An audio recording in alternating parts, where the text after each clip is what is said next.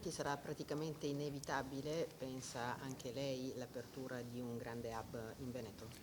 Ma guardi, io spero proprio che non ci sia, non mi occupo io della distribuzione dei migranti e dico anche che questa situazione è insostenibile, fra l'altro è anche inquietante. Tutta l'Africa in Italia non ci può stare, l'Europa è latitante, non ci dà una mano, al di là delle visite di cortesia, dei sorrisi e delle strette di mano. L'Italia non può diventare la frontiera europea, ma soprattutto ricordiamolo che fatto 100 i migranti che arrivano, solo 11 hanno lo status di rifugiato e il resto non hanno titolo per restare qui. Ma torneranno le tende?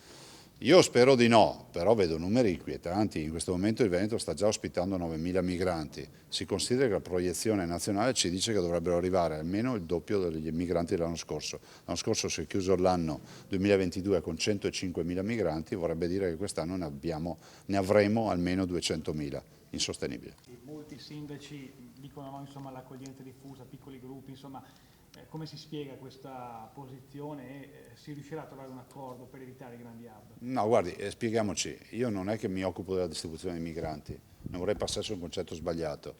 Io pongo una questione, che la situazione è inquietante dei numeri, ne stiamo già ospitando 9.000.